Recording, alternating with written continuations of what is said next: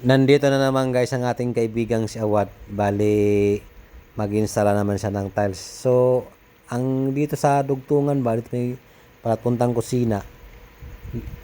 Ilalagyan na lang yan na ng konting design. Kasi sa ano yan, nagpagitan kasi yan kung malayo sa katotohanan yung linya So, ganito na lang yung purpose niya. Bali, gagawa na lang yan ng 3D design.